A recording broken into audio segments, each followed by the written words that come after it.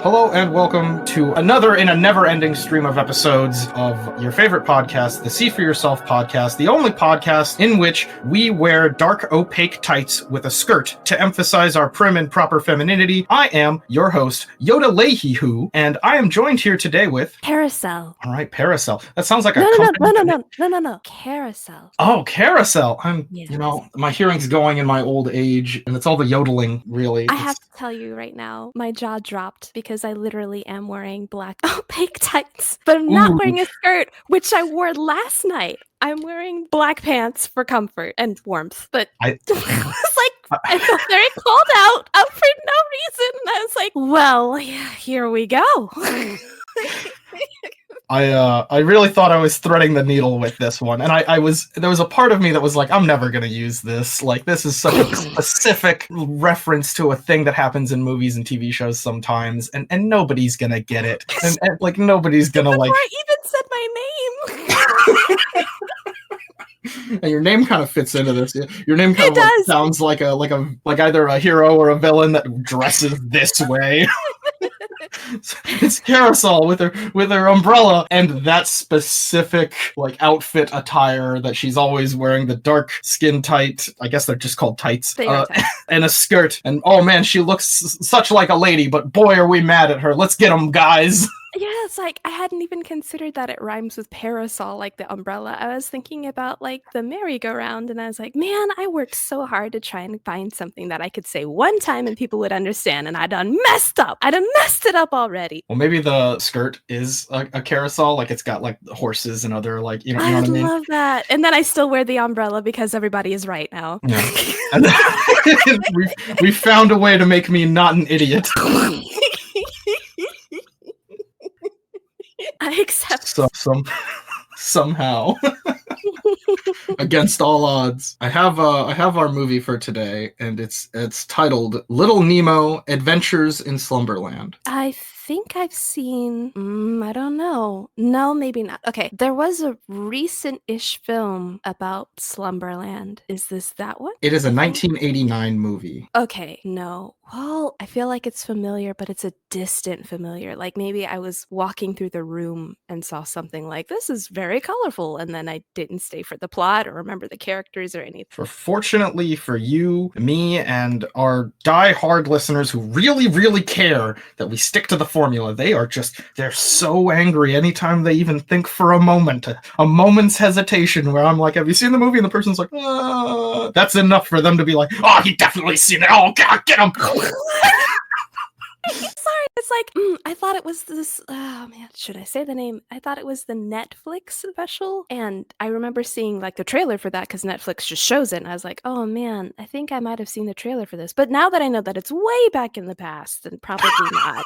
Probably not. It's like 40 years old, right? I'm sorry for the people that don't like 1980s being referred to as way back in the past, but I said way, so you're being seen. I said way. Yeah, it's just impossibly old. 1989. They were cavemen back then, right? Was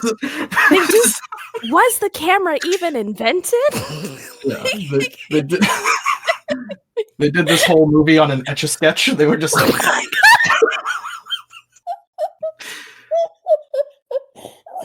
I laugh because in my childhood I remember that like Etch A Sketch genius and my parents being like, well, you could make some profit out of getting really good at Etch A Sketch. And I was like, why would I do that?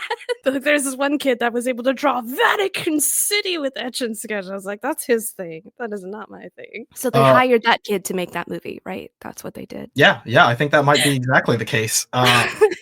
I will say, on the note of you've sort of brung this up and sprung this on me, and with some clever research, I've discovered they made a recent remake of this movie starring the enigmatic Jason Momoa. Yeah, I think that's the one that I thought I saw. Is it called just Slumberland? You know how they liked to do that back in the day. It's so modern. Back in the day, you could make a title with 19 fucking words in it, and it was seen as like artsy and cool. And now it's like, all right, we're gonna remake that movie, but let's just get rid of all those extra words. Let's just call the movie not the Tingler. That's too many words.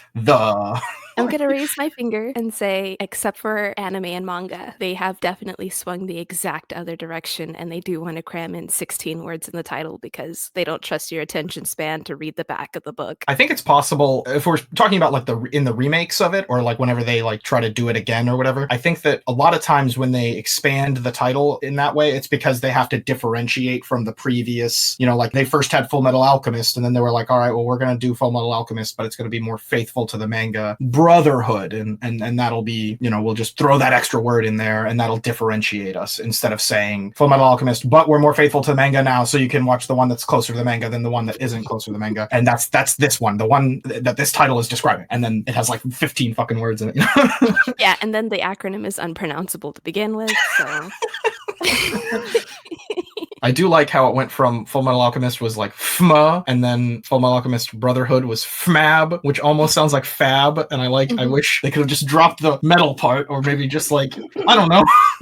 Do what the fans need to hear. That's fabulous. Well, it's just like hyphenate it, You know how they did that with Spider-Man? They were like, Spider-Man, hyphen, I don't know. We're getting wildly off track, and I'm sure I'll have to cut all of this, but let's go ahead and I'll tell you what the movie's supposed to be about. We could start getting into making predictions and yelling into each other's ears. The description is, each night, young Nemo goes to Slumberland and has adventures. But one night, Nemo discovers something that throws Nemo and Slumberland into danger. And that's all we got. So, as I was listening to the synopsis, I was trying to imagine like brave little toaster sort of style. That's nuts to me, because I think I'm kind of in the same place, or maybe adjacently in the same place. Whoever that kid is, and he goes to Slumberland, and they're cool with it. Like every night, it's cool. So I like to pretend that he goes in there and they're like high-fiving him. So for the sake of fantasy, they're going to be like, Prince Nemo, so happy to have you grace Slumberland.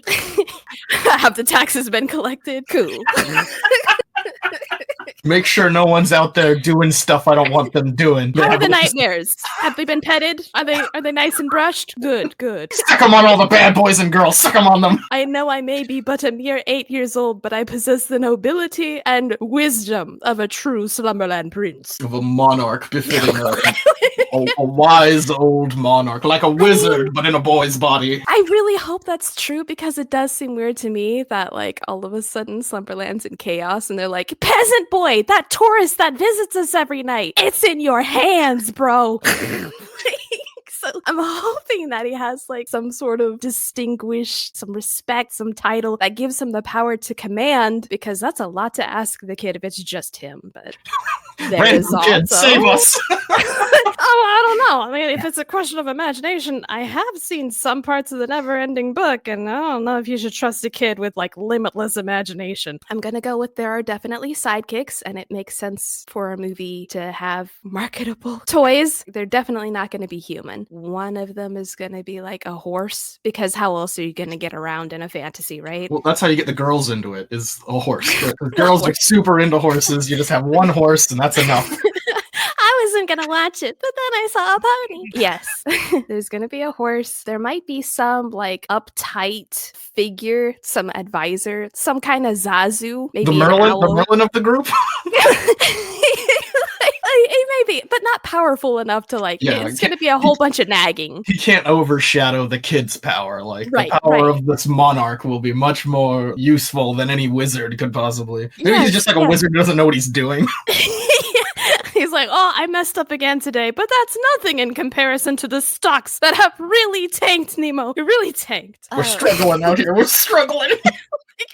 And I just feel like what the story wants to say, I mean, my modern brain is like the story wants to say capitalism and, the monarchy don't go hand in hand. But probably for the times, I would say something like the thing we're trying to get families to watch this for is like escapism is bad. That's usually what I think of. So Dorothy goes to Oz. She learns that her life is regular and good and she should be brave in her regular life. But Nemo, this isn't his first time there. He goes several times times. Supposedly, if things are good, he should be able to come back, but I have never actually seen a story do that except for like Narnia, and when they come back, things have messed up. So I don't know what the happy ending of fixing Slumberland is where Nemo gets to come back. I just assume, trope-wise, he's too good. He grew up. He's responsible enough in the real world to not come back or something like that. What's the problem? You haven't really, like, you've created a lot of, oh, this is how it's gonna be for Nemo, but what's the thing that he discovers? What's the problem that's, like, causing issues for him in Slumberland? There's gonna be a, like, queen or princess figure that kisses him. That just has to be, because that's how things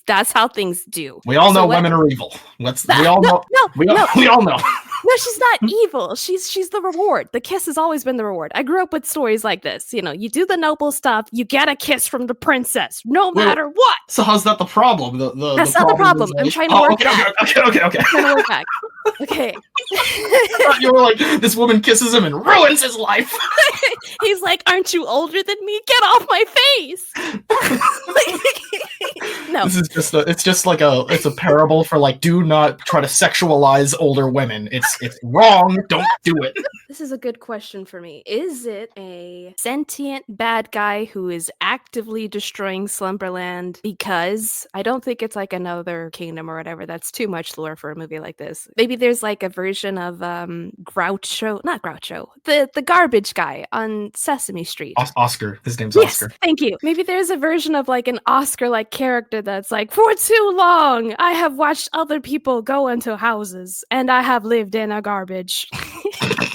It's like, I don't think that kind of commentary would be there. So I kind of want to say it's just nature out of balance, but I also can't tell if that's me being modern. It's really hard for me to decide between whether it's an active evil that is trying to conquer good, or if it's just like a happenstance mystery evil and you have to like find a way to balance the forces. I like how you've almost constructed a situation where this entire movie takes place in Slumberland. That's what I thought. Yeah. Well, so because you said this earlier, and we kind of came out of the gates running. I apologize to God and the Queen of England and the King of England and everybody. And I haven't seen this movie either, so.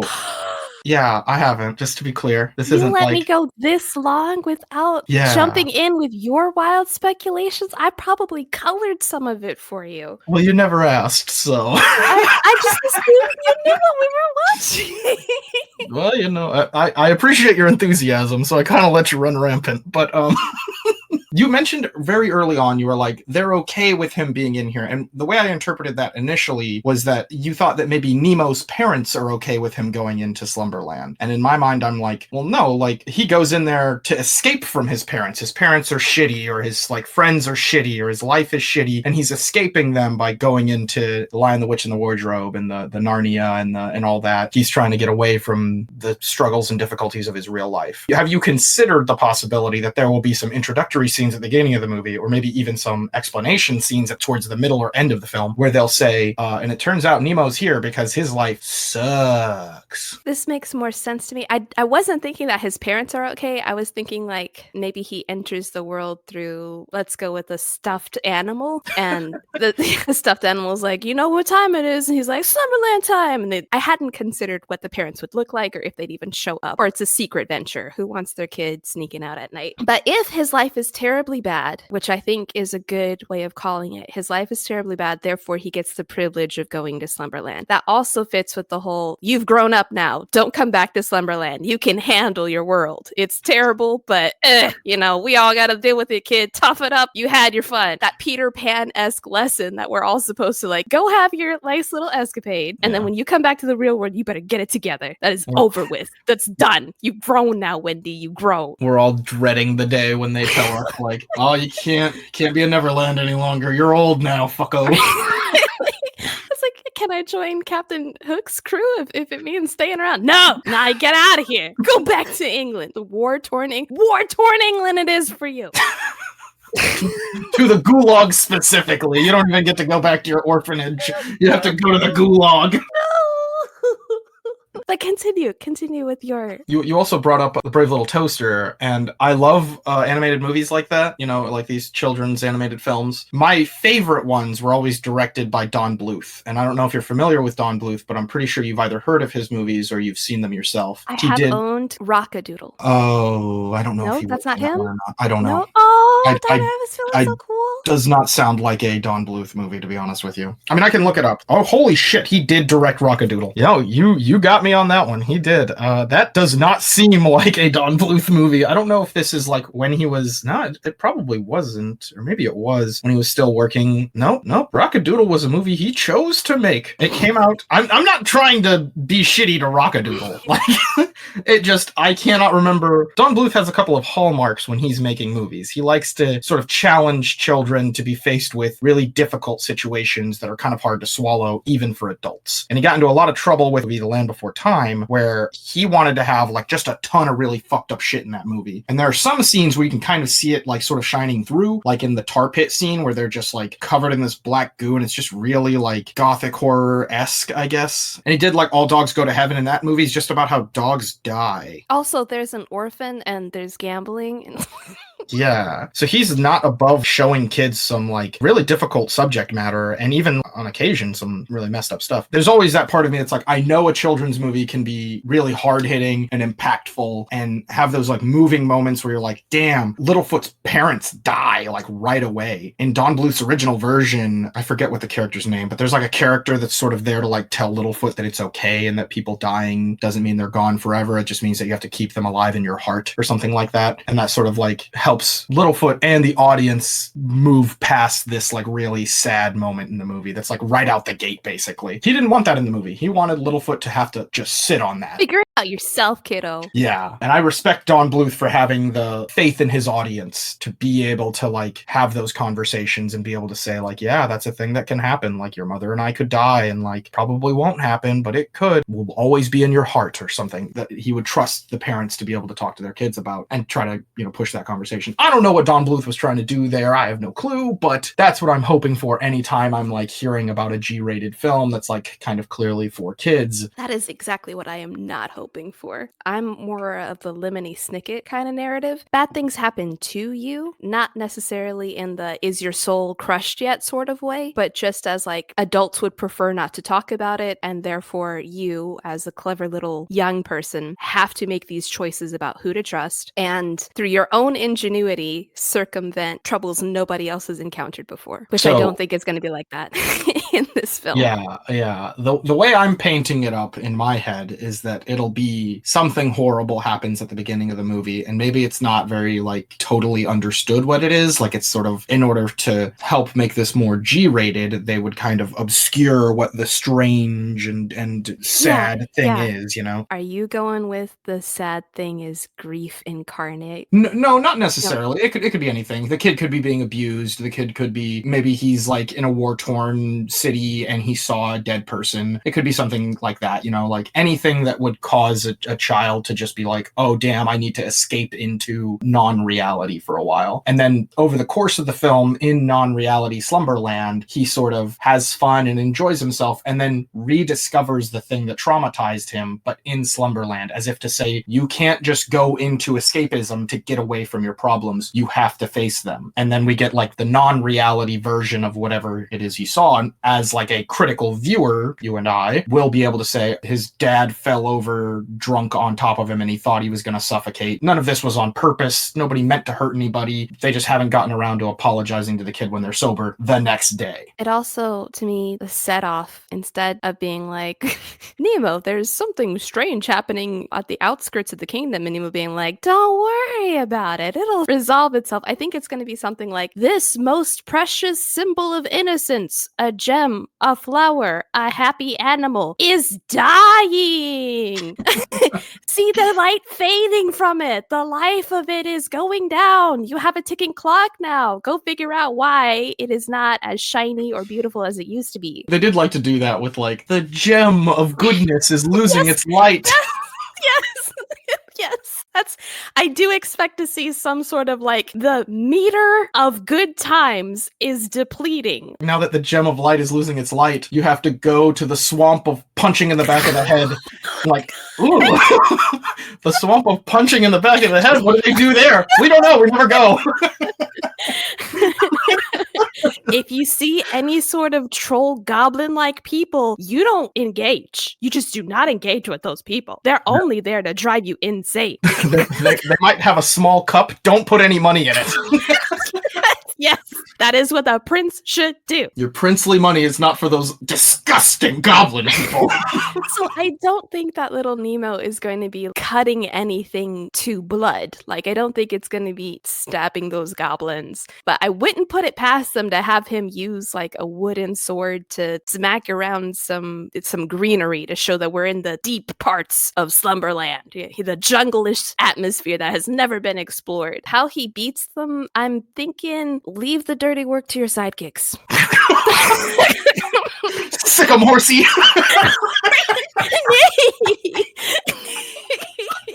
Oh no. This has nothing to do with smart movie analysis, but I do hope that Nemo gets a kick-ass weapon. Like, it doesn't have to be like a sword or a magic staff or anything. Maybe it's just protector of studying.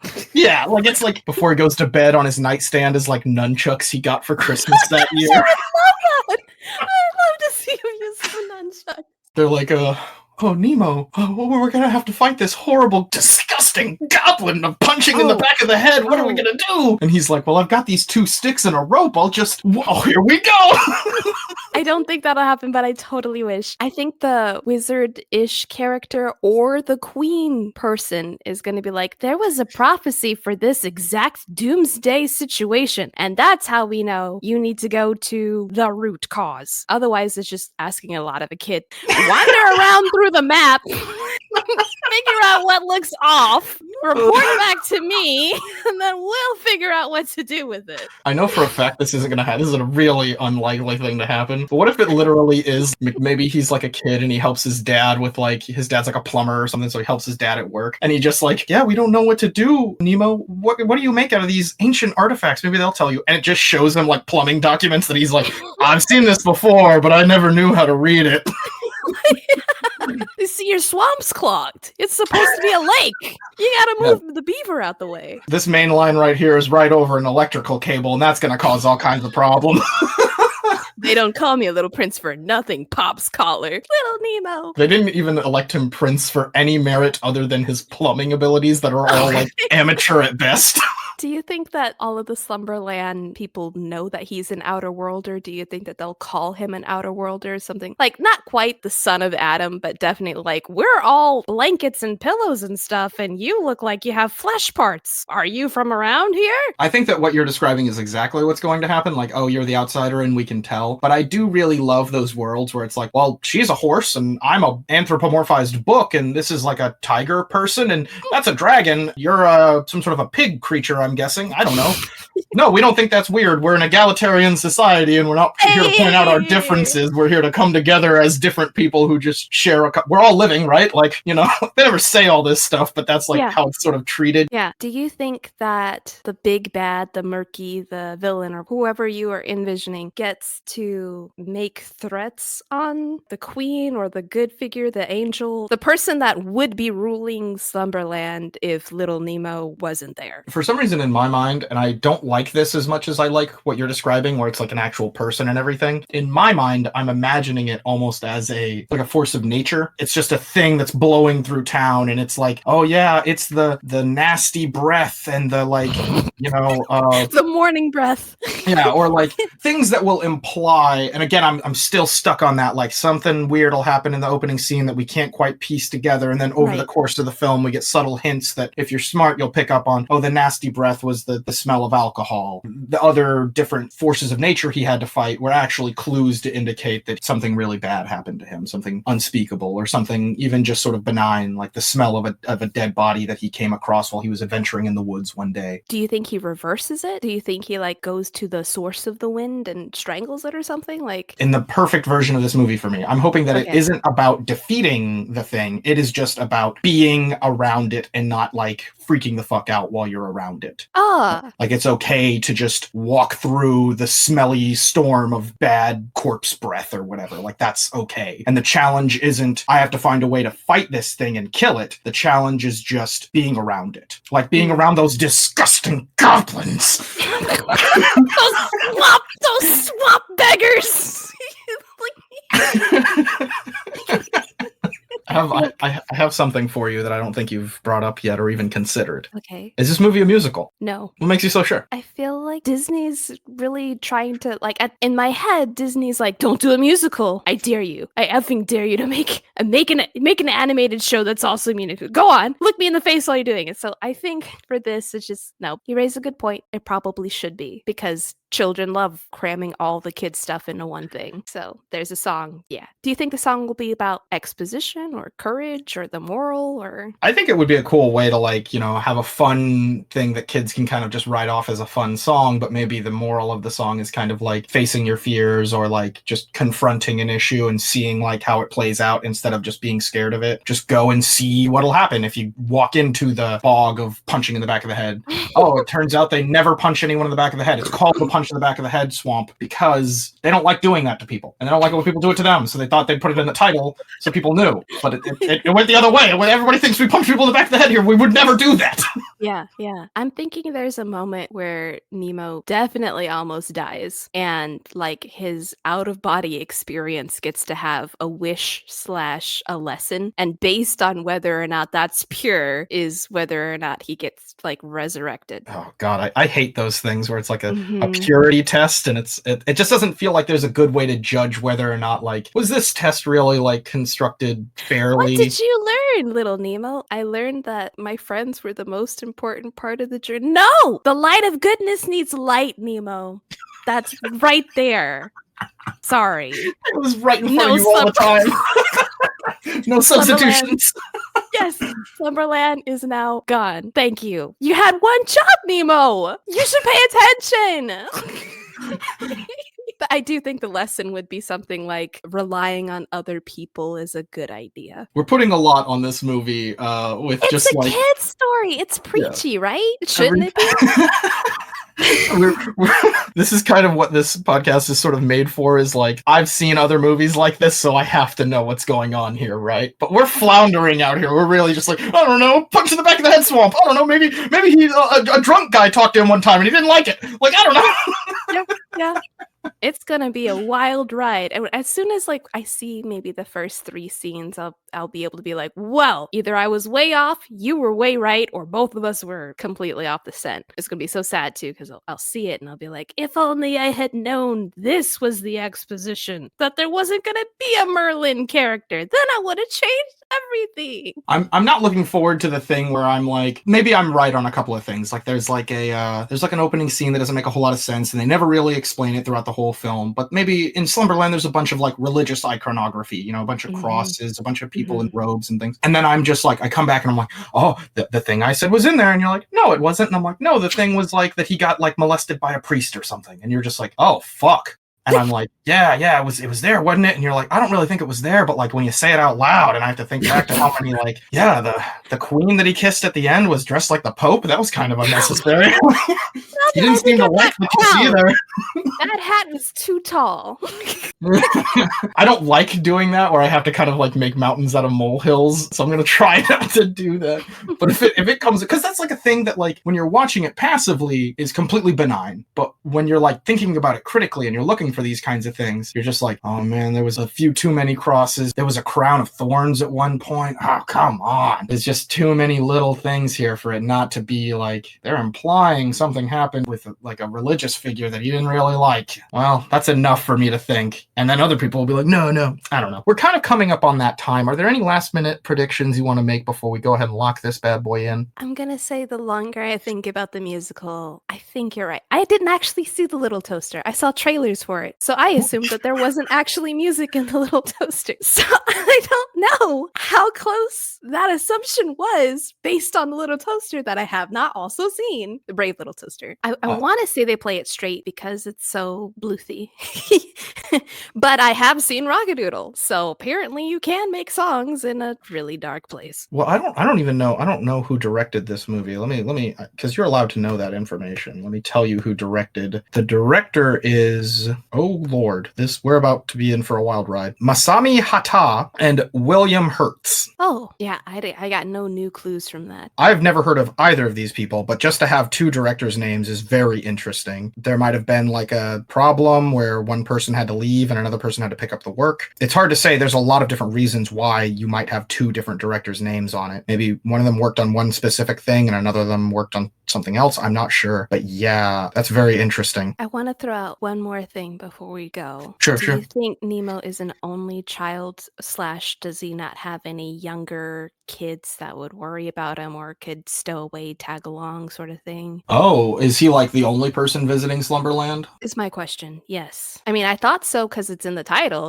Little Nemo, not like Little Nemo and Friends, but at the same time, stowaways do help progress plots and they're not always in the title. We watched the movie Pan for this podcast not too long ago, and there were opportunities for this version of Peter Pan to have people come with him, and they just didn't really. They had the people that did come with weren't of any consequence. I'm going to say maybe there will be people that come with him to Slumberland or people he recognizes or whatever, but they're not of any consequence. This is about Nemo. He's our boy. Go, Nemo, go. Okay, I can rest on that, yeah. To keep it title character does the story. I agree with that. He's a loner. He doesn't got any friends. He's out here to fix their plumbing problems and kiss queens. He heard about a cookie hostage, and now that's what he's gonna do. He's gonna fix that. I've got to disparage those filthy, filthy goblins and kiss a much, much older woman.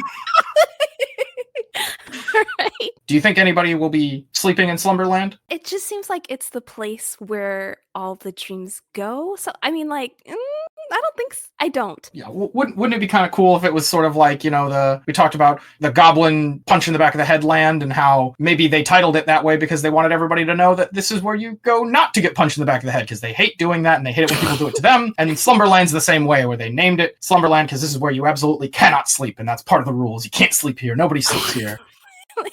Now it sounds like there's this tickle tormentor where you can't even get drowsy in Slumberland in case, you break the law. The punishment has to be such a nice thing. You get tickled instead of getting stabbed in the foot or whatever. Oh no. It's inverse insomnia. You can't wake up because we don't go to sleep here. So good luck going back to your own homeland. That's a tricky place to be. One thing that I'll be very disappointed in is if the nightmare wind that we were talking about, that full force evil is just people falling asleep. I'm gonna roll my eyes so hard. The thing he discovers is that you can fall asleep in Slumberland and it's not good for some reason. I mean, here I am roasting Nemo for not getting the main lesson is to rely on your friends. Actually, it's to save the good thing. And it's right on the title, Slumberland is for sleeping. Slumberland's going to sleep. Slumberland. And be oh man, they did that. They totally did that. The trauma he experienced is that he was at school telling a story and one of the kids fell asleep while he was telling that story, and so he's really embarrassed and now he has dreams about it, and the horror in the dream is that people are falling asleep in the dream and it's because he's there. He's the one making people fall asleep. And that's not far off from a kid that's running away from his real life problems, right? So maybe his parents don't give him enough attention and that's why he needs to be the center of attention. So to have people fall asleep on him is a slap in the face. The first time you were here, that was cool. And the second time you came in, less people showed up to the comedy club. You better bring it this night because if not, we're all going to sleep. We've signed a petition. We got our pillows out. You need to make us have a good time or we're going to use this land's name to its full extent. Dang. Brutal. The prince, you should know how to handle your people. The prince of comedy. Maybe that's what he's the prince of. I really wish I could see a kid do stand-up comedy because there was like no childhood stories about that when I was growing up. There wasn't like you could become a stand-up comedian. You were a jokester kid and you got out of situations, but that was never a career option. I would love to see little Nemo as like the pioneer, not only a noble prince, but the one that eases tension and keeps people awake because this is Slumberland and you must not go to sleep. In a G-rated movie, I could not see any good kind of stand-up. There's no way. That's so true. This is worse than Disney Channel. Like Disney Channel's PG. Oh man, what about those parents? They're not Their great. wives were 3 ducks, but one of them was a goose. Hey! I don't really like Time Out, but it's not as bad as getting smacked on the bum. Hey! I don't know. The dentist. What's up with those people? I will go watch this film and see what it brings me. Let's split up, watch the movie, and we will be back with more prattling on about the movie once we've seen it. A double blind. I'm excited. All right, let's go.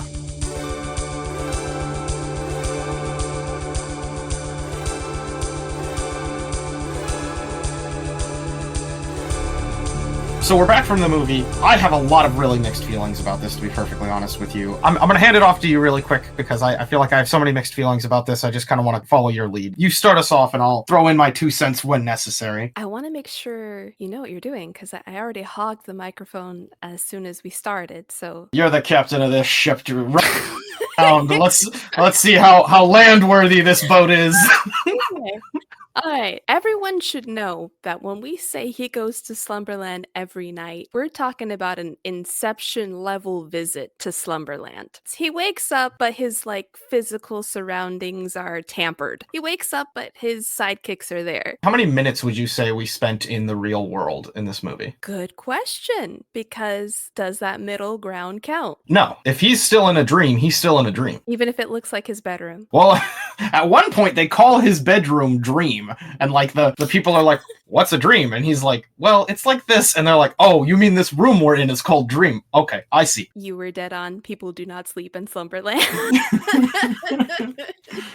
At least the goblins do not sleep. There were goblins. We got 2 different kinds of goblins. There is a whole lexicon of goblins. There has to be, right? Mm-hmm. This movie had opening credits, and when I read Nightmare King, I was like, oh yeah, Nightmare King. And then I read Goblin General, and I was like, oh yeah, a Goblin General listening to the orders of Nightmare King. And I can honestly not tell you who the Goblin General is. Maybe, So the different goblins that we spend the most time with, the good goblins, are all some variation of the word oomp, like yes. Oompel, oompe, they have a different version of oomp for each of their different names. Is this like a Willy Wonka thing, like Oompa Loompas? Or? Well, maybe the Goblin General was the guy bragging to the Nightmare King about how he completely eliminated the hero and there's no such threat ever again. I don't mean to dive into this so quickly, but so the villain of this movie is the fear of darkness, because he's basically just this black void and he sort of sucks everything in, right? So that's darkness is scary. Influenced by Fantasia. Yes, very clearly influenced by Fantasia. Maybe this kid watched Fantasia and was just like, oh fuck, that thing's spooky. Are we sure that this came before Fantasia? Or after, I mean? Oh, I am almost certain, but we have the time. Let's go ahead and look into it. Because, sometimes they snatch, Fantasia came out in 1940. Yeah. I was pretty sure Fantasia's old as sin, and sure enough it is. When you're like... Even older than 1980? Yeah. Somehow, it found a way to be older than 1989. Okay. So the darkness, maybe he watched Fantasia and was like, that's pretty spooky. Hitler? Yeah, very briefly. Heil, yes. Yeah, he does Heil, and then once he explains the wonderful thing he did, he's like, Heil Nightmare, does the little hand thing and everything, and then gets a little medal. And This is not Nemo, by the way. Should tell everybody. Oh, yeah, very, very distinctly. This is the Goblin General, or the guy... Nemo may have been influenced by Fantasia, but he was not the one doing this for the Nightmare King. Yeah, getting awarded the Medal of Killing Children by the Nightmare King. And clearly the character from Fantasia is also a demon, so maybe the Nightmare King is Satan. We did get a guy dressed up as a pope with he had nothing to do. He was just walking in the background I'm a pope. Wait a minute. Wait a minute. This was during the coronation, as you know. They have, Mm-hmm. church and state go together for divine sanctioning of rulership. So I was like, oh, I did notice it as soon as I saw it. I was like, check mark. we got our Pope. We got a little tick mark here. Yes, I'll take it. The good thing about the opening scenes of Nemo, there was no scary, incomprehensible scuffle, some traumatic weirdness. There was a kid sleeping. Like, we start at night, kid asleep. Yeah. And he's well adjusted, question mark. He goes flying around town. And I was excited for him because I thought that the bed was on like a conveyor belt, like an invisible conveyor belt, being summoned by whoever this is. But no, he can steer it like a airplane, just left, right, up. So I don't get the bed's deal. Nemo can fly the bed, but also the bed is sentient? Is it? Yeah, so remember in the later scene when the Nightmare King is like, "Where are you, Nemo?" And Nemo screams out because he's torturing the girl, and then he's like, "There you are," and he like pulls him out of the little duct that he's hiding under. And then the goblins are kind of just stuck back there because they don't have any means of getting out there. But then the bed flies out, picks up the goblins, and then goes and picks up Nemo. There's no other way to explain that the bed was not sentient when it does that. It could just be connected to Nemo's mind in some way, like he can just sort of command it with his brain, but that seems a little far-fetched. Especially since the rest of the movie, he's like, no, and the bed does not know breaks. The most the bed will do is go up, but it will not stop, pause, and place, let him observe. It's always moving. Yeah, it's the horse. It's the horse of the movie. It is the horse of the movie, and I checked, he does not ride a single horse in this movie. No, he does ride a horse. Where? Right in the beginning of the movie, when he goes out to see the parade, that old man is like, "Do you want to get a ride on this horse?" And he pulls him up onto the horse. Okay, because I was like, the princess carriage is being manned by goats. Yes. The goats are pulling the princess carriage. I was like, okay. Small detail, blink and you'll miss it, but like they're having the scuffle about the rat, and they're like, "Oh, your rat, it sucks." And he's like, "No, that's not a rat. That's Icarus. He's my boy. He's a rat, but he's not like a rat. I don't know. Sorry, Icarus." Ugh. And they get on the carriage, and they're like riding around the carriage having fun. There's a scene where Icarus is sitting next to a frog, and the frog is just like making frog noises. I guess maybe it's like a Flintstones situation where this is the horn for the carriage. Like you're honking the horn, and the frog just goes, "Rabbit, rabbit, rabbit." I don't know, but I saw that frog, and I was like, that thing is fucking cute as shit, and I hope it's in the rest of the movie constantly. And it was not. It was not. Huge disappointment. I thought you were gonna go somewhere. We unfortunately didn't come to the same place about the Icarus argument. When you insult my boy Icarus and I say he's not a rat, this would be the perfect opportunity to clarify to all children who love Icarus that he is a flying squirrel. There's like some kid who's like hyper fixated on rodents that is just like, "That's a flying squirrel, you idiot!" Ah! You know? But the movie does not give you the satisfaction of clarifying what Icarus is. No, this movie hates those kids. Those kids He's that are just like, not a rat. He's not.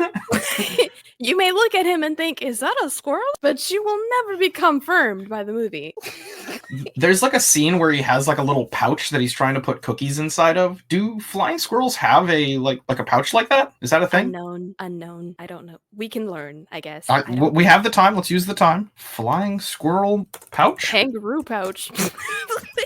Please don't give me porn, please. As far as I can tell, it does not appear to be the case. I'll try a more specific search. Do flying squirrels have pouches? Yep. They have no pouch. Nope. They lied to it. There's no pouch. So that's why they couldn't say he's a flying squirrel, because he's a flying marsupial. Some sort of strange dream creature. He's not in the movie before any dream sequences. He appears in the movie in the real world sequence where he goes to visit the parade. That's the first time Icarus shows up. First time we see Icarus, he's from a tree. Maybe there's something fucky there with Icarus. I don't know. But Icarus is just super weird. I'm a squirrel with an aviator scarf. No, he has aviator goggles. And a scarf. Did he have a scarf? I thought he has a scarf, and I thought the scarf is red. We have the time. I have a really good imagination of that entire movie. I was just imagining a red scarf. Icarus. Well, let's take so embarrassed. No scarf. None at all. Oh my gosh! You watched that whole movie just dressing him up in your head. You're like, yeah. I was like, what that squirrel needs. is a scarf. Did he have pants too? Like, did you give him a full suit? Fuck. Okay, why is Slumberland the core and Nightmare a place/thing the outskirts of it? Like, why do you have to, from the real world, go through nightmares to get to Slumberland? Yeah, I really like the opening of the movie where we introduce the idea of like a dream world as like, it does sort of seem like he's in Nightmare Land in that portion of it, right? Because it is a like a scary thing. It sort of starts off as like exciting and fun, but very quickly devolves into I'm going to die, I'm scared. And they even do this really clever moment where he goes across train tracks and phew, so good that he didn't actually get run over by a train. But then in like Nightmare Land, not too later than that, there is a relentless train that is absolutely dead set on Nemo and his bed. Yeah. And I was like, did he die? Is this what happened? Did he die on those train tracks? Yeah, I was kind of hoping for that, where like he had some sort of a traumatic event at the train tracks, but they never ever reference it again. The closest they will do is say that he likes trains, because trains do pop up again and again. I was going to say that the dad might be a train conductor or like works with trains. You know, he has that watch and like that's something we associate with train conductors. He's got to be on time. He's very like, that's important to him. But then he says he has a meeting, and I don't know what meetings train conductors have, question mark? You're right. When I saw him, I was like, are they going for like a Mary Poppins dad thing? Or like, father's never home. It's only business with him. Yeah. Like, I guess so. I mean, he's like, good night, honey. And she's like, I'll see you in bed later, dear. The wife keeps calling her husband Ralph. Like, she uses his first name, and that's really weird to me. I don't know if it's just like a colloquial thing where like where I grew up, your parents called each other hun or something like that. Not, yes, Chris. Come to bed, Chris. I mean, who else is going to use his dad's name since he's like at the workplace and we don't really care about where he works? Well, we didn't get the mom's name. Do you remember the mom's name? I'm bad at remembering, as we established with that scarf thing. They might have given her a name and then just never used it in the movie. I could see it where they're just like, no, she's the mom. Yeah, her name is Darling. On the note of interesting names, can we talk about Professor Genius? Don't say both parts, which would be super cool to do. Just call him Professor. I mean, he's uptight, so he's a professor. But that's the thing. He asks them to call him Professor Genius. When he's introducing himself, he's like, I'm a professor and I'm a genius. You can just call me Professor Genius. And then for the rest of the movie, everyone just calls him Professor, as if the movie knows that's pretentious and shitty, Professor Genius. Is your name actually Professor Genius? Are you a professor and your last name's Genius? Or are you just some asshole who's decided his only identifying quality is that he's kind of smart, and therefore you must call him Professor Genius? I thought Professor Genius was the coolest thing that man had going for him. Like, maybe his last name was Genius and he chose to live up to it as far as family pride. And like, instead of calling him, that's Professor Genius, it's just like, oh, there's that guy that cares about decorum and punctuality. He's the professor. Like, no. He does get to let his hair down at one point to dance. I didn't like how he introduces himself as Professor Genius, and then he's like, oh yeah, and this is Bon Bon. This is my big, dumb, stupid, idiot girl who follows me around. Her name's Bon Bon, whatever. Like, what the fuck? If you're not royalty, your titles don't count. Bon doesn't go on the rest of the adventure. She shows up to be like, you're invited. And then she's there at the destination. She's there to get to the destination. Then she's there in the room of the destination. And then she's just a citizen. She does help them play, like the princess and Prince Nemo play in the sky for a bit.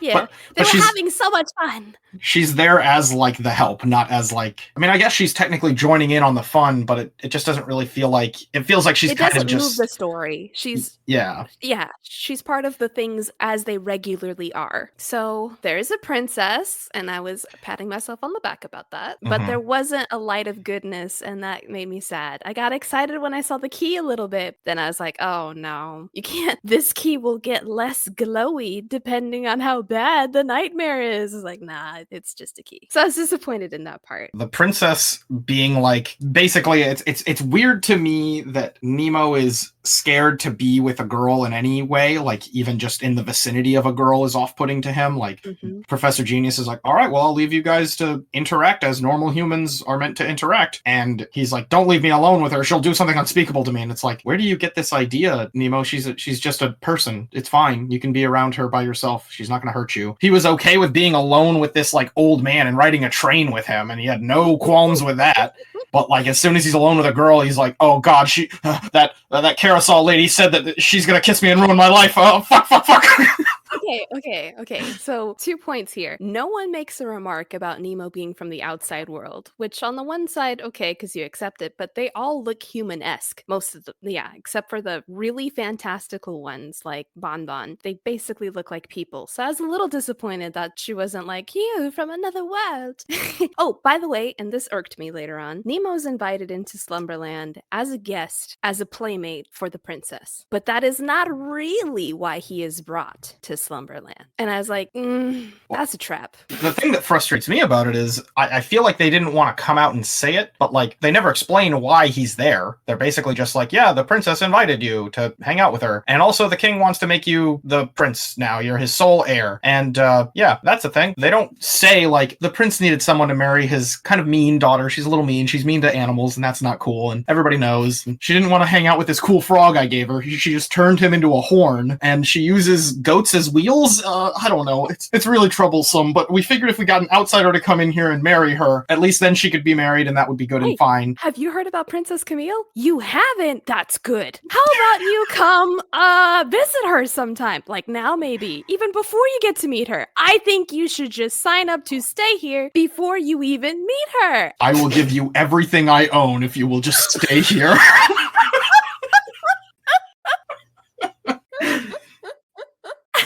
And that's really how it goes down.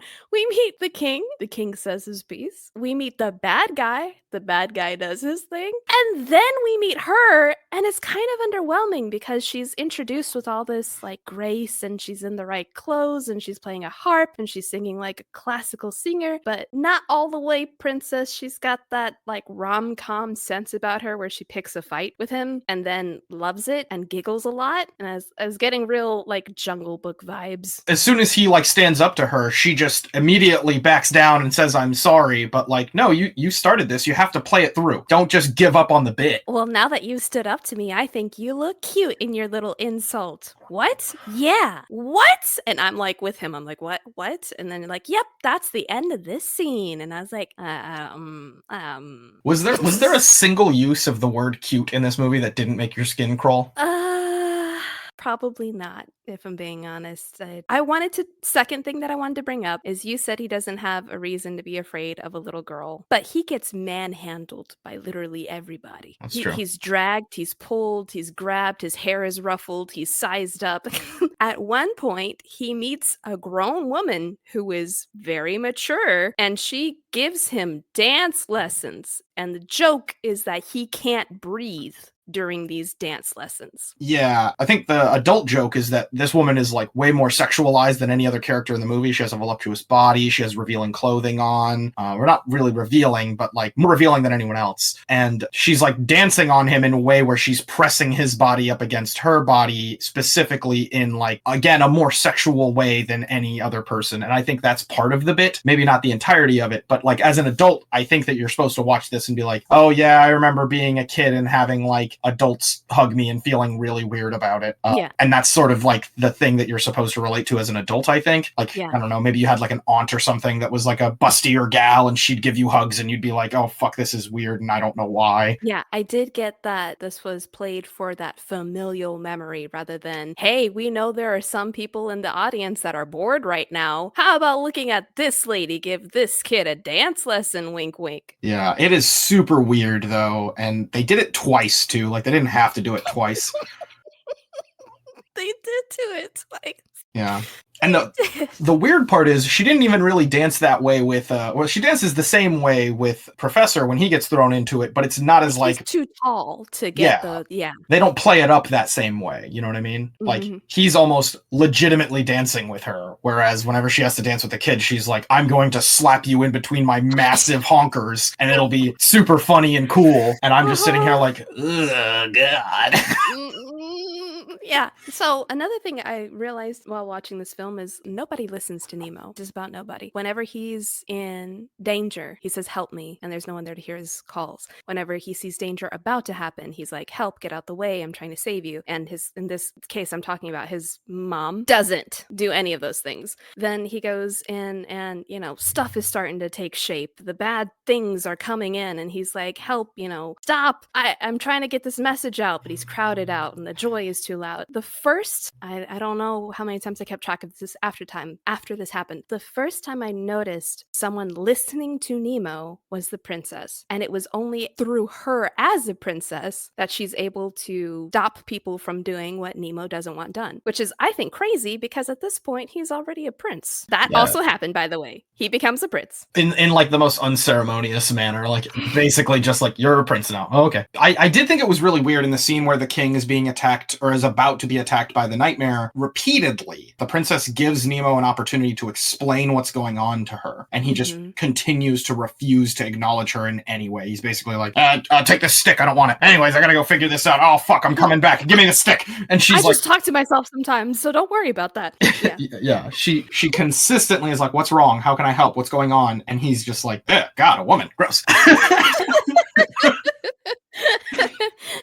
Don't worry, you pretty little head. I think it's also that I understood that he had a chance to redeem himself, but it also felt like, do you admit to the thing that's going wrong when there's still hope that you can hide it under the rug? Do you do that? So this is where my mixed feelings start coming into play here. The movie has such a strong opening and such a weak ending. They do a really good job of establishing, like, this is the rules of the world and this is what we're doing here. These are the stakes. And then when they get to the point where it's clear that they're trying to establish Nemo has to learn and what he has to change about himself and how he has to grow, they just kind of slap it all together really fast. Has to be the last like 5 minutes of the movie. They're just like, so the whole movie was basically about, he felt bad about sneaking out to grab a midnight snack. That wasn't a cool thing for him to do, and it upset his mom, and he's actually really upset about that, and that's why he's having these really, really complicated dreams. And also he's frustrated because he's not really sure if he's going to get to actually go see the circus. So he created these magical dream worlds where he could have kind of all of that, but then it sort of seeps in where he's like, oh, I did a thing I knew I promised I shouldn't have done, but I did it, and now it's caused everything to be bad. And like, I guess nightmare world is the opposite of a circus, so he has to go to the opposite of a circus, or maybe staying home while you know the circus is out there is like basically going to nightmare world. I don't know. It doesn't do a very good job of this, and again, it sort of slaps it all together all at once in one little like blink and you'll miss it scene where they're like, oh, you're awake, that's great, I'm glad you didn't fall out of your bed. Anyways, we're going to the circus, and he's like, eating the pie, that was bad of me, and she's like, it's okay. But they don't do a good job of like making you sit and stew in lying is bad, trying to cover up your lies is bad, don't break your promises, be patient, and good things will happen. You're absolutely right. They don't have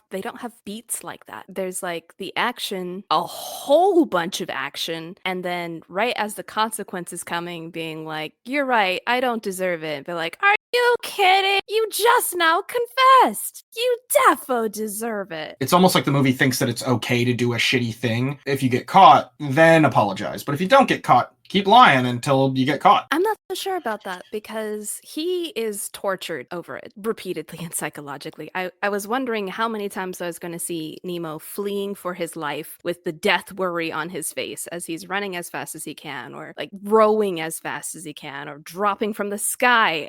Just like very perilous situations all over. You promised you weren't going to touch this dessert, but you did. I don't know if we're saying you can lie and get no pain from it. You're right. He does have all these like dreams where that's happening, but that's like his subconscious, right? The active like decision making he's making is to continue to lie and cover up his actions until the very last moment where it's like, yeah, that key's real important. Glad that you have it, and you're going to get everything you want here. It's going to be a magical life you're going to live here in Slumberland. And he's like, damn, I better go and get that key or they'll know I did the bad thing. That's pretty hard evidence that can't really be like covered up and lied about. Yeah, like subconsciously he's obviously very tormented about it, but it feels like that's the stuff that we as adults can look at and say like, yeah, obviously he's pretty bent out of shape about this, but like kids watching this movie are going to be like, yeah, I just lie. Next time I'll get the key out, but you couldn't because your like accomplice abandoned you. Don't hang out with the wrong people. We've done a very good job up until this point, and not once, not one damn time have we talked about Flip, the most malignant tumor who ever existed. If you had to make a utopian society, but put all of the bad urges of people aside, instead of making a purge day, just put them all into one character who does vile things on a regular basis, and his bounty is like $1 billion. Flip. Yeah, I don't know how the answer at the end of the movie wasn't like, Flip, thanks for helping us with the nightmare situation. That was helpful. You weren't useless. Thank you. But you have a lot of problems, man. You got to get your life right. Like, I don't know if we should put you in jail or if we should just get you with a life coach. You can't live your whole life just being like, I'll do whatever I want and get into mischief and like fuck shit up. And not all of it is like lighthearted mischief. There's a whole portion where he sets off fireworks like... Those were coronation fireworks. That was going to be what made this scene spectacular. Even if we take away the like meaning of the fireworks, that's genuinely dangerous. This is an act of terrorism. Those are explosives. You can tell also because of the way he treats his steed. He rips off feathers. He like beats it kind of. He abandoned it. Yeah, the only break it seemed to get was like when you're carrying it. I was like, oh, that's not so bad. And then right as soon as like the police comes, he's like, well, bye, steed. You know, get captured. I did like that the name of his steed is Flop, and it's like Flip Flop. I think that's fun. Flap. Oh, was it Flap? Flap. Oh, the subtitles said Flap. I didn't watch it with subtitles.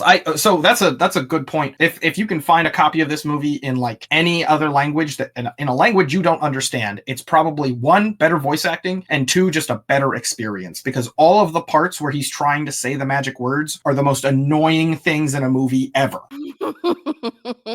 And you will get plenty of exposure of magic word saying. Yeah. So it's crazy to me that there are scenes where he's like kind of annoyed with how like annoying Icarus's animal gibberish talking is. Mm-hmm. And they even have characters who are in the movie to note how annoying it is. They're like, it hurts our ears. This is annoying. But at no point do we have the like sense to say maybe the magic words shouldn't just be pajama. And variations of pajama. Yeah. Just said ad nauseum over and over and over and over and over again. That's how you know that he graduated, right? Because the king was like, you'll be able to wield this weapon when you have wisdom and strength. And the wisdom is being able to memorize the entire incantation. But then the king is able to use it without an incantation to bring him back from the dead. That's soft. It's the healing version of the royal scepter. Healing version of the royal scepter is telepathic. Healing is girl magic. Version of Yeah. If we're using girl magic, it doesn't need magic words. It's just chill, like whatever. Just, use your intentions. I was going to say the same thing happens in The Little Mermaid. He just like dips his trident in and then the stuff happens. But he never used an incantation, so there's no basis. I also don't think that like in order to show that he's graduated to the point where he's a worthy prince or a worthy person or whatever, it doesn't need him to be able to use it the exact same way the king was using it. Why can't he just use it without any words? And that shows, wow, he has an even greater mastery of this than the king could have imagined or something like that. He's actually worthy. Yeah, the king saw something in him that we didn't see until this moment. Yeah, you're right. It's very much, it's used this way and only this way. Good luck, kiddo. Why did it have to be that way? It's just there to annoy me. And there's another scene that annoys me. There are two scenes that annoy me. The worst scene, somehow worse than Pajama Ramama Babama, somehow worse than that, is when they introduce the good goblins. Icarus jumps up and just starts screeching for a few seconds too many, and that is objectively a bad choice. They could have had Icarus do anything to fight off the goblins and show that he's a worthwhile member of the team, which I'm guessing is the purpose of that scene. And I guess also to show that the goblins are inert in terms of attacking someone. They're not capable of that. I don't know. Maybe just show Icarus sort of, that thing that cats do. They had it actually earlier in the movie where they just kind of like shoot out all their hairs in like a pointy kind of fashion. Yep. Maybe Icarus could have done that and they'd be like, oh god, it's so scary. Jumped on the branch and the branch bent towards his weight and then he jumps off the branch and the branch smacks one of them. Yeah. There's so many good options here, but just a loud screaming. I'm not even going to replicate it because it was so annoying. I could do that. True. I'm choosing not to. You audience people, you remember that. Remember how irritated you were when you saw that? Just think to yourselves. I could recreate that right now and I'm choosing not to. You're welcome. Carousel, you're not making this easier. Stop bringing up that noise. I'm choosing to spare you. Don't say that I never did nothing for you. You're welcome. You're all welcome.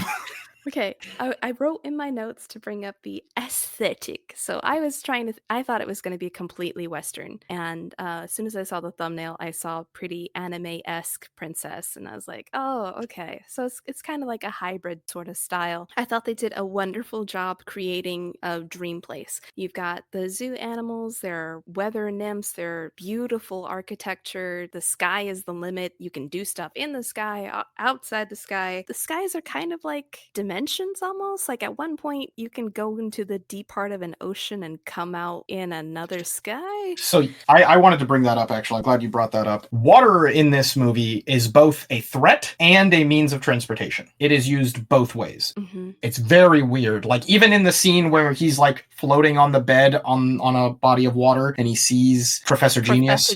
Sorry, God King Emperor Professor Genius. Professor Genius is scared of touching the water. Like when he's like, come on to the boat, but be careful. Why be careful? It's water. I can just swim in it over to there. It's not a big deal. Yeah, and you don't have to worry about that until you get to the dark water, lava, spirit, goop, bog. There's like a liquid-esque thing in Nightmare Land that's not water. Yeah, I don't know why they consistently did that. And I guess in dreams, that is kind of like an off-putting thing that happens a lot where you'll expect something to work one way and it doesn't work that way. And specifically, a lot of people experience like I touched something and it wasn't like I touched a brick and it didn't feel like a brick. It felt like kind of like water, but not exactly like water, like somewhere in between those two things. So water and another thing. So I guess maybe that's what they're getting at here. It came up so often, it was kind of weird to me. Not bad, just like noticeable and like, I don't know, that was another thing. The movie had some cool and creative ideas for like stuff in dreams, but then just didn't like completely go there. Like, okay, instead of having horses draw the carriages, we'll have like lions and camels and I don't know, I can't think of another animal. I love those choices. They bounced off of the back of crocogators. Like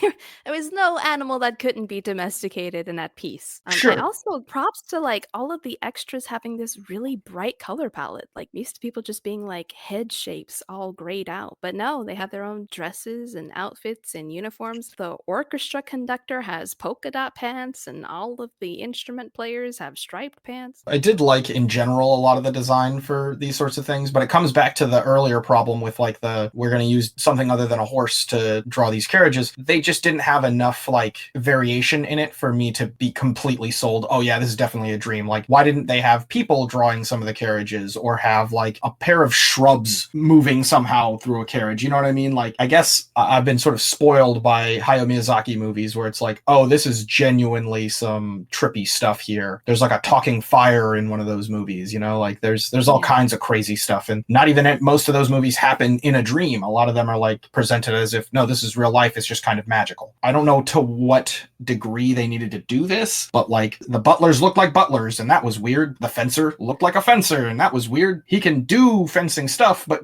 dress him up like a giraffe. That's kind of funny. I think they weren't trying to like take you out that idea that you too could go to Slumberland, a completely functioning society with, you know, rules we don't need to get into or think about. Yeah. It's just an actual place that cares. I was looking for the Oscar and there was no Oscar. Everybody, everywhere you looked, it's like the gleaming side of society, Slumberland. Yeah, I guess you're probably right. They do want to keep this as like functioning as normal as they can. My gripe I'm trying to get at here is like, yeah, let's keep it functioning normally and we don't have to get into the nitty-gritty of it. Just kind of play up the craziness of it a little bit more than they did, because I don't know, like having the guards dressed up like guards effectively is kind of like No, I think you're right in that it does feel stuffy, and a place that's supposed to be free and fun and liberating. You still have a princess wagging her finger at you, not coming properly dressed. And you still have people to manhandle you into wearing the right things. Nemo, you're going to get manhandled.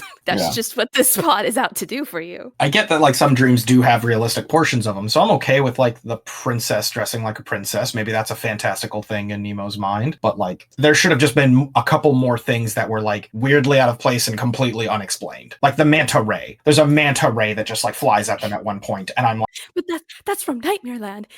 It's a nightmare. Yeah, I don't know why the manta ray is like a Nightmare Land monstrosity, but the lions that are casually pulling this carriage are just chill boys. They're cool. Because there isn't an aquarium in the zoo.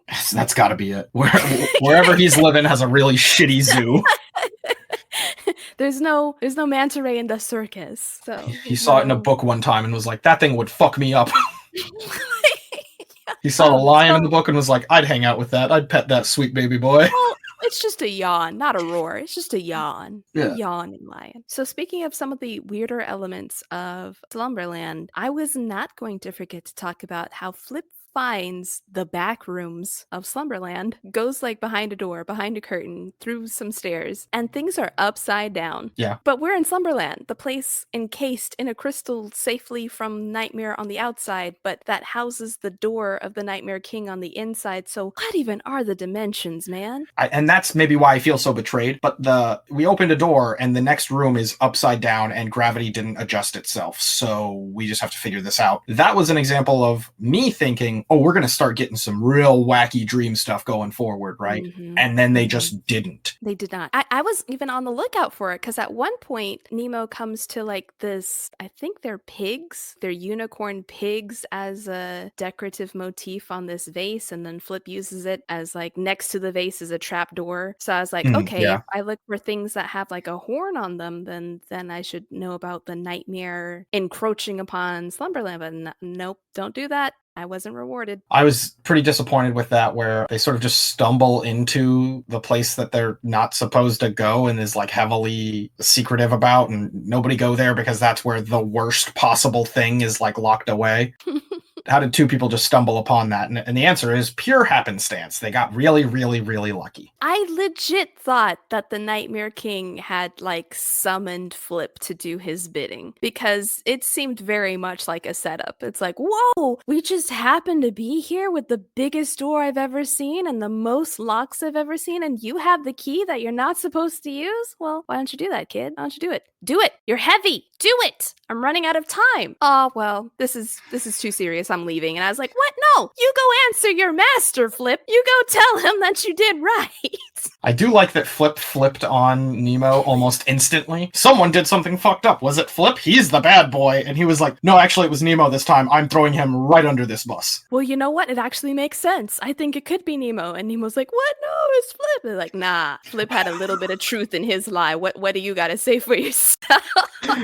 He didn't even like, there was nothing about what he was saying that had any follow-up. Flip was like, well, but he has the key. There's no way I could open it without the key, right? Are you saying I mugged you, young man? And if he had just said, yep, he mugged me, I would be like, well, at least you're committed. You're in the law. You're gonna fucking go for it. I appreciate that, Nemo. He was like, well, I'm not gonna lie any more than I already have, so... So what I do like is that he says, I saw it with my own eyes, and no one is like, how do you know where the door is, and how could you have seen the exact moment when Nemo unlocked the door? They were about to murder this man, shoot him out of a cannonball into space because the prince gave the worst lie ever, and then immediately got disproven by this dude, and then the prince continued to be like, no, oh. Wait a minute now, wait a minute. It's bizarre to me that they decided to kill Flip with all the evidence pointing at the prince. Like, no, Nemo definitely did this. Except they just lost a monarch, and I really thought that the king was dead because it looks like he's swallowed up by goop and the goop turns to ash, basically. So I was like, oh, girl, you watched your dad die. Oh, girl, I'm so sorry, girl. But he's not really. He's imprisoned by the Nightmare King. And I was like, well, that's nice. That's a nice second chance. Yeah, I was kind of surprised to see him at the end of the movie, but not entirely surprised. Like, when I'm thinking things like, oh, they just actually killed a character, I'm like, no, this movie's G. It's a G-rated movie. Nobody gets to die. They just get really bad boo-boos. Nope, not even that. I thought Icarus was going to die because of that name, right? Like, his name's Icarus. That means... I was like, why would you name him that? Yeah, that means I can fly and I can die. And I don't know why they like set it up like he was about to die, but then he doesn't, and I'm like, I don't know. Were you disappointed? Were you disappointed, Yoda? Were you disappointed Icarus didn't live up to his name. Yeah, for all of you, flying squirrel enthusiasts out there, I wanted that flying squirrel dead.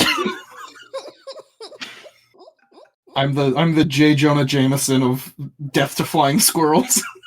Once I heard the truth in that screech, I could tolerate no more. Oh, actually, honestly, that's what it is. I just hate this creature. He deserved it at that point. Oh, also, Flip's catchphrase is trust me. I was listening for more catchphrases because for a while it's like, wow, Flip uses trust me a lot. Nemo uses help me a lot. Professor always says my boy. It's really frustrating. But Princess doesn't. King Morpheus doesn't. So I was like, okay, only a select group of people have a catchphrase, I guess. One thing that I did like is that they showed that Nemo was wary of where he was going. He's always asking Flip, where are we going? And Flip always replies with, don't worry about it. Or something like that. Yeah. I was like, at least he's aware that I should be listening to my gut, which says we're headed straight for danger. Where are we going? Be distracted or something. Okay. It does feel like the movie is a little bit confused about what Nemo's character flaw should be, because it's sort of that he's a little too willing to go with the flow, and it's sort of that he doesn't listen to his elders, and it's sort of that he's willing to lie, but it's never fully committed to any of those things. The closest is the willingness to lie, I guess, but they never harp on the lie itself. They harp on giving an apology. The apology is the thing that is important here, not don't lie. Oh yeah. So there's not a prophecy, but there is a map, but there's not a map. Yeah, we get the map and then we unget the map very quickly after that. I was like, I don't know if this counts as a win in my prediction. There's a way for us to know how to get to where we need to go so the kid's not wandering around everywhere, except the kid's gonna wander around everywhere because the map is unreadable. But then old school logic has that you could just ask the locals. And I completely forgot that you could just ask the locals. The thing that frustrated me about the good goblins is they convince them that they're good guys, either because they're easily defeated by the squirrel or because they just said it a whole lot and they're willing to trust them. No. I can vouch for why they trust the good goblins. Is it just because Flip is so terrible they'll take anyone over him? When they correct Flip with the lie that he's trying to keep secret, hey, we helped him with his map. You what? His map. And Flip's like, whoa. Yeah. You immediately gain all credibility because Flip's credibility is shot. Yeah, but I don't think that that's a high enough bar to clear for me to completely trust you. They're friend-shaped. That's true, but they can change shape. They change shape to a friendly, bumpy tree. But they also change shape into a creepy nightmare thing. In their song, they change shape into a nightmare shape. But nobody is afraid in their song. That's true. And that's why that's why they're outcasts. They're refugees. They're unwanted in the Nightmare Kingdom, banished by the king. Yeah, so my problem with this, though, is, so they trust them now, right? Mm-hmm. For whatever reason, they choose to trust them. And then they go to the scene where they're sort of setting up camp for the night, trying to go to bed, and the boy is trying to remember what the secret words are, and he mansplains to the princess, no, it's this, you fucking idiot. You know how that one time you had a little bit of leverage over me? Well, now that leverage is stomped to the ground. Yeah, don't you ever talk to me or my son ever again.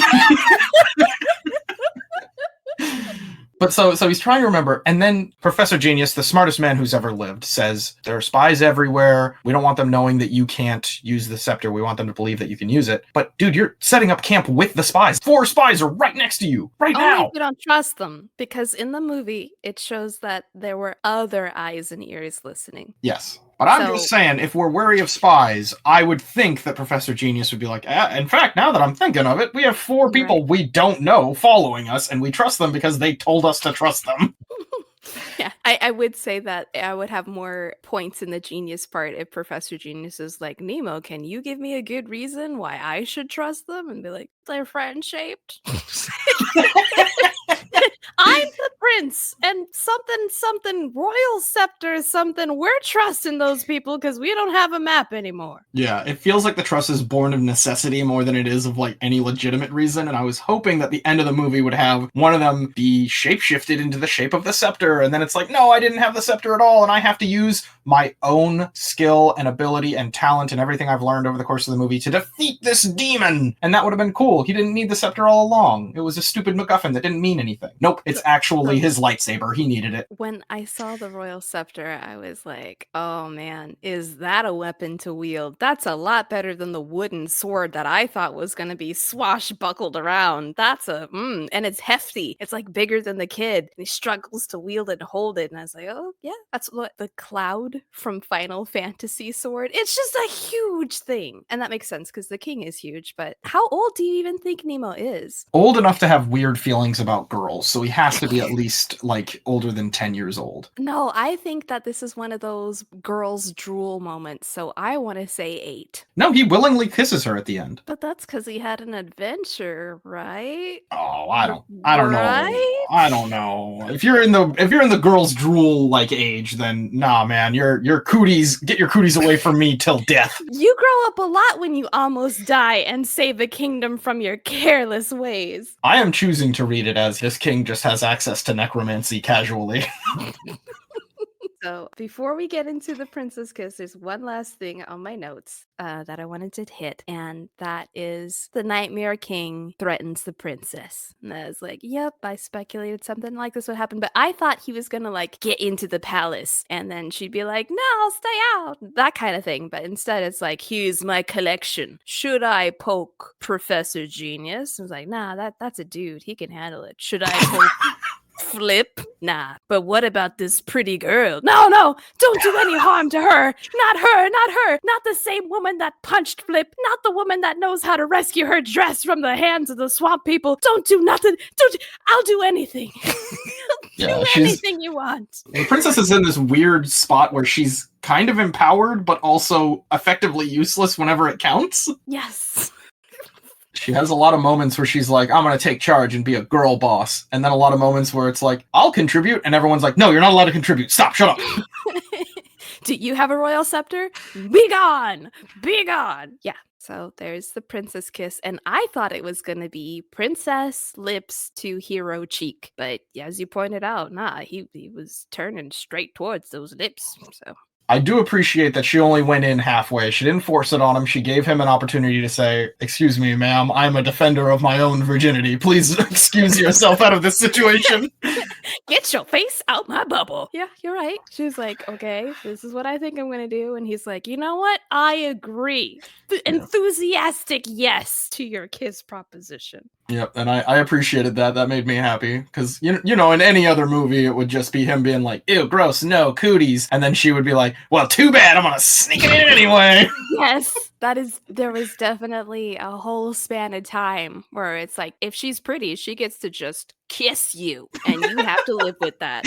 Yeah, conventionally attractive women can sexually assault men, and it's fine. It's not quite gone, so yeah.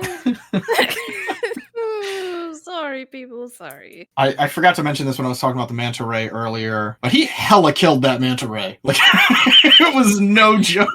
True. He chopped off an arm and then went in for the big part. Yeah, he like full on bisects it, and then it flies into a wall and explodes. It got like 3 superhero deaths, all for a character with no name and no lines.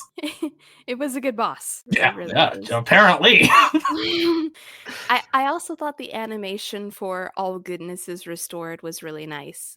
We went from the darkest of times, the deep hell, to blue and green. Like, nature took over all of this evil castle. Don't worry about that. There are sunspots on the ground. You could have a nice lazy Sunday nap in these sunspots. It's like, I do agree with this whole color palette. I feel very relaxed. Good job. I think that brings me to like my ultimate feelings about the movie. If you're going to watch a like older animated film just for the visuals, this movie has a lot to offer. Mm-hmm. It's a gorgeous, beautifully animated film. It's in that special sweet spot. I talk about this sometimes. I need to do better to try to introduce this onto the podcast as like a thing that I actually show with multiple different movies. So the 1960s were sort of this magical time for animation, specifically from Japan, where they realized that this was a thing that could make money, but they weren't really sure what the formula was exactly. And then the 1970s was sort of establishing like Dragon Ball, Fist of the North Star, stuff like that. And this is what works. This is what people like, but still allowing directors to try things and having a lot better animation and a lot more ability to do different things. The 70s is kind of like this wonderful golden age for anime. And then the 1980s is where we've sort of established what's good and we're kind of just replicating that a lot. And there's not as much like wild and crazy crazy ideas happening. And then as soon as we get to the end of the 80s and into the 90s, that's when the animation is at that point where people are still willing to watch it to this day and think like, wow, this looks really good and is well made and everything. But unfortunately, we have ended the time of like trying new things, and now we're just sort of like ad nauseum doing the same stuff kind of over and over and over again. So this movie kind of like barely squeaks into, we're going to kind of do a lot of the same stuff you've already seen, but the animation is really, really good. And I think this movie sort of embodies that really perfectly, that time of, we know what works, we know what stuff people are going to see and hear and think, wow, that's good. Throw that at the screen and not really think about it too much, but the animation is going to be magical. There was a lot of spectacle in it that I liked. It was cool seeing a bed walk. I thought they were going to be just flying the whole time.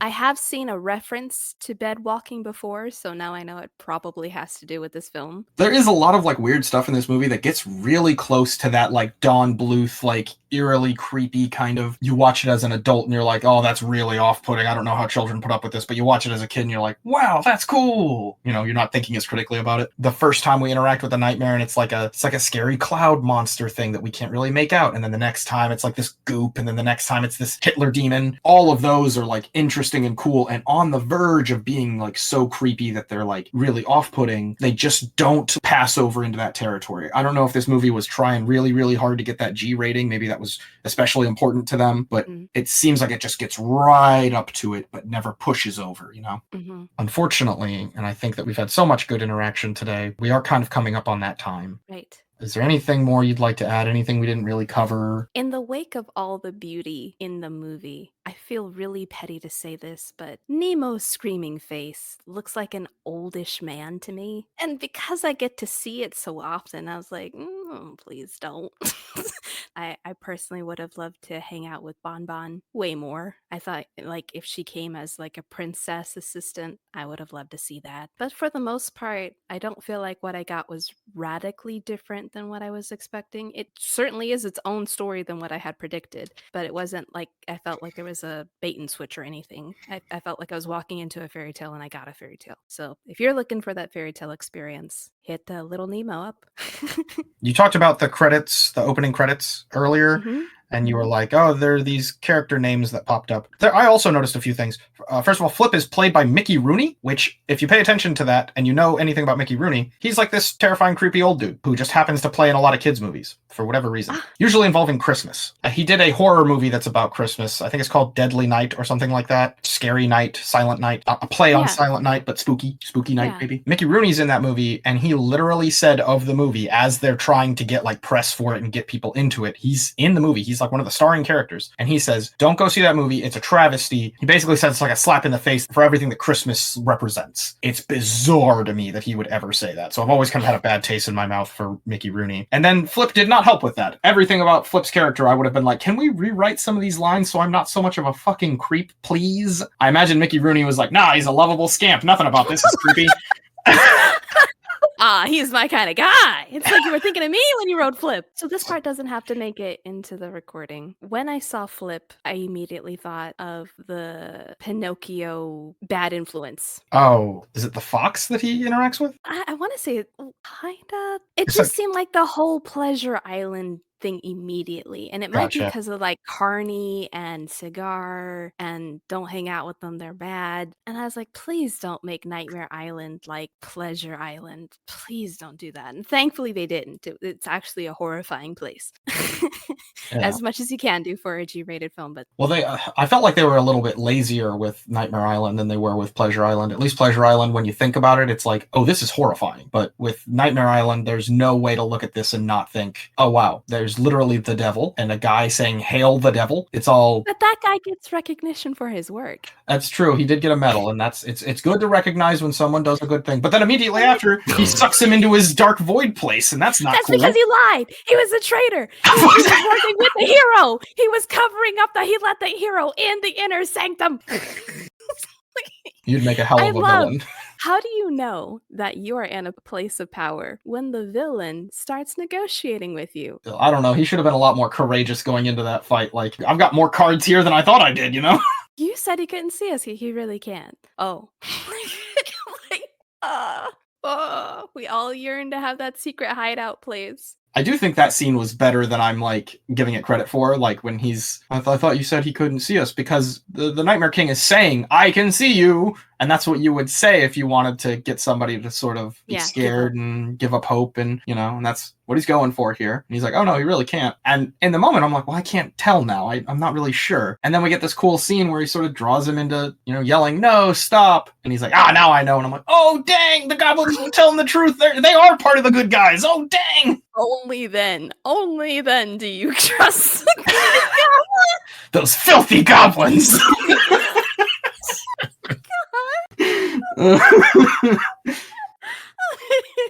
With their horrifying transformation dance.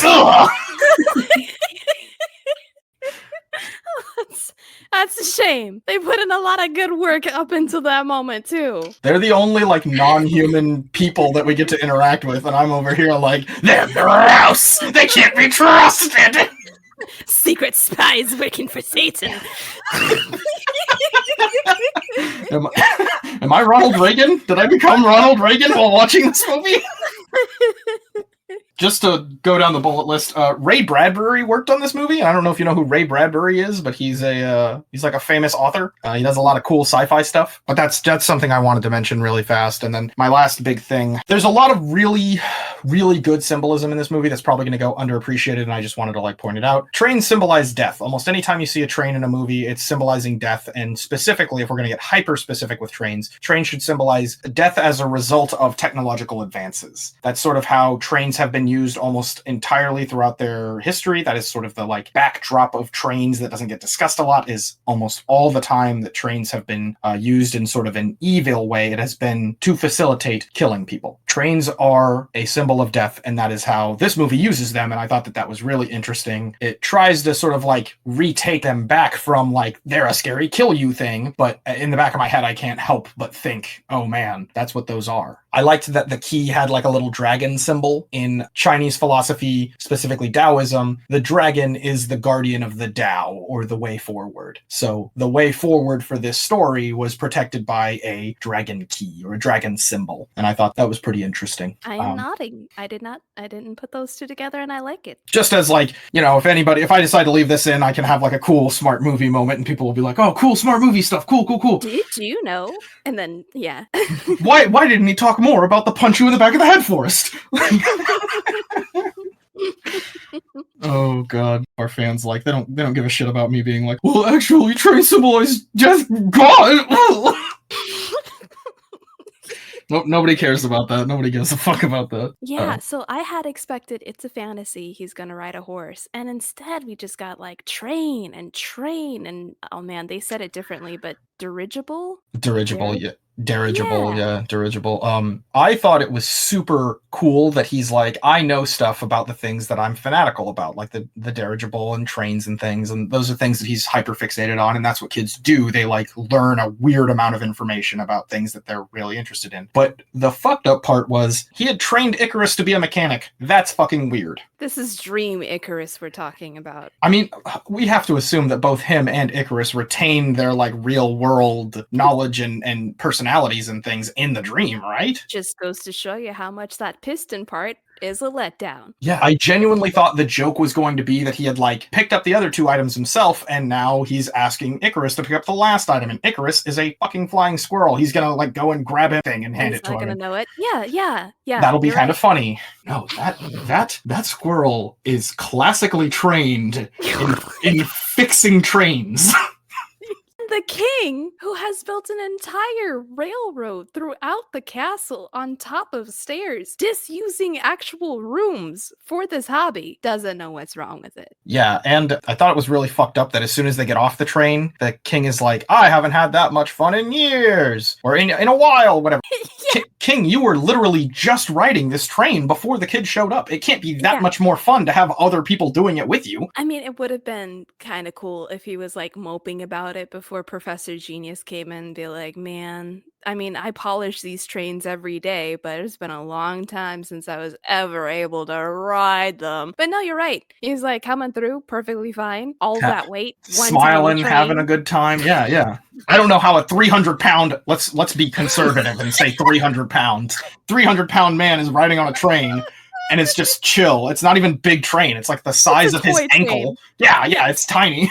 Yes. Oh man. Maybe it was just a poorly timed line to say I've had that much fun with my future heir. You, the symbol of my future, and I made a father-son memory that you'll never get in real life. Yeah, the final line that the king gives is "My little Nemo," and I just creeps me out. I don't know why. It's a little too familiar, King. Can you not?